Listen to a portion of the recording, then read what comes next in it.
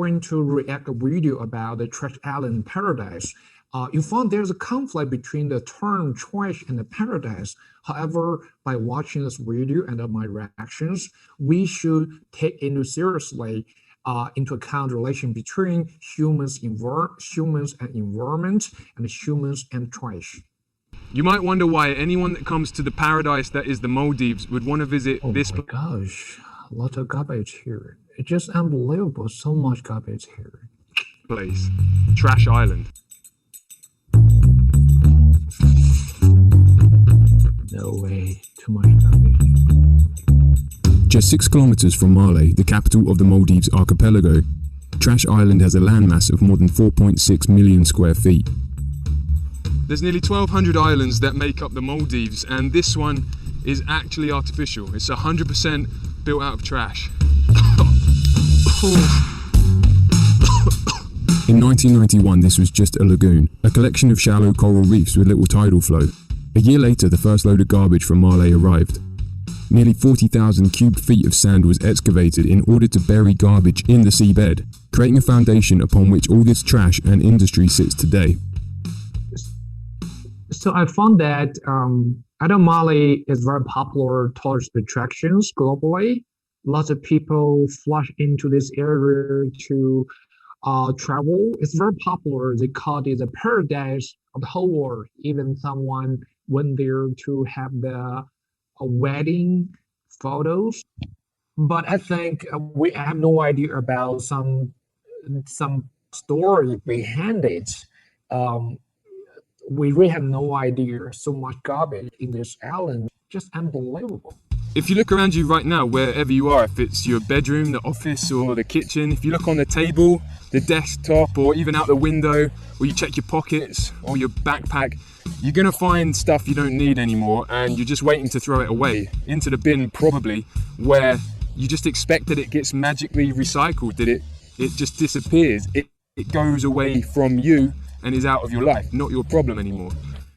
I fully agree with him because in most situations we consider, we go shopping, we are enjoying the feeling of shopping, and we want more and more. We think we just throw it away and someone will recycle. It seems like we disappear, but it will never ever disappear.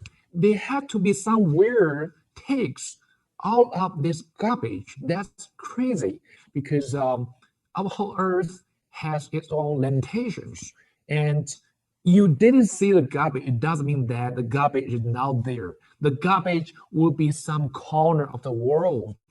The garbage here will damage the sea, the livelihood of these people, the whole environment. Maybe you are able to counter appetite or the lust to go shopping. Everything you buy is not only for your personal happiness, it can cause trouble for the whole environment. I'm not talking about you don't need shop, we need shopping, but we should know that what is needed, what is unnecessary.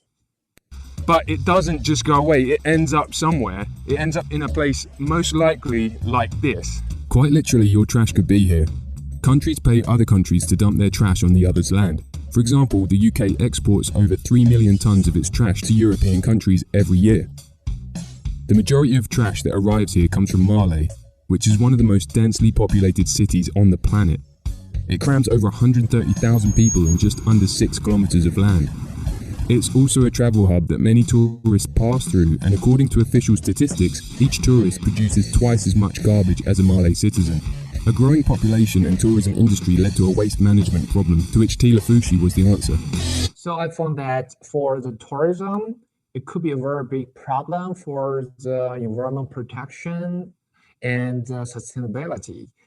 Tourism, to some extent, is able to bring the job opportunity to local people and also is able to boost economy. However, in other situations, the tourism is able to bring the harm for the environment. So that's why for the government or for the tourists, they have to know that how to balance their personal well-being and the environmental well-being. I'm talking about the government, they need money, they need GDP. However, they also need to take care about environment, to care about the local people's feeling. It does mean that every local citizen, they want the unlimited tourism. So that's what we have to control the balance. We have to keep the balance between how to get money and how to protect our environment. The environment needs to be taken into account seriously. However, indiscriminate dumping and commercial activity has polluted the island and its surroundings with oil, asbestos, lead and other harmful substances that seep into the ocean. Endless burning of trash also releases toxic fumes into the air, and about 330 tons of garbage arrives here every day, growing the island by 1 square meter every 24 hours. Slavoj Žižek, a Slovenian philosopher, broadly speaks about waste and the fact that we need to embrace these places as natural. As natural as anything else in nature, such as trees, frogs or rivers, but we like to think of nature to be some type of paradise that we've fallen from. We have an idea that nature is meant to be balanced, but that it's disturbed by human activity and hubris. But Žižek says there's no balance, that nature is a series of unimaginable catastrophes that we profit from. However, it's in that opportunity to profit from devastation that we might be able to clean up the environment. If companies can find financial value in exploiting the millions of tons of trash, then they'd be incentivized to make a change that would work. This is already happening, kind of. We do. So I fully agree with the idea that balance matters not only for our personal well-being, but for the environment well-being. In most situations, we are struggling with the balance. Balance matters. How to keep balance between of life and work, how to keep the balance between the economy and also some environment protections, like watching the beauty movie in which the nature has been described as pure and so charming. However, we have to go into a reality. Every footprint will have some huge impact for the people who are living in other part of the world. Have a personal responsibility, but it is exaggerated when corporations and governments can make a far bigger and immediate impact. This is a hugely complex situation, and I don't have the answer, and I haven't even scratched the surface of the issue in this video, but I think it's important to view this situation from different angles. I've put some links below, and I'd love to hear your thoughts on the trash problem and our relationship with it. This is very interesting because most situation we're talking about we should build a sustainable, healthy relationship with our family members, friends, etc. But I think we should seriously take into account the relation between humans and the trash. We have to reduce the consumption and have to deal with the trash smartly.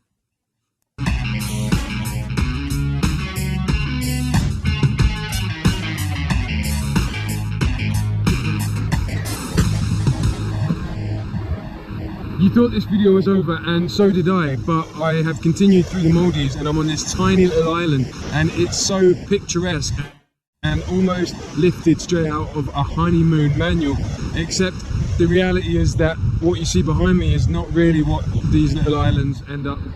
They are full of trash. I mean, look, this place even has a TV. Unbelievable. It's just a disaster for human footprint.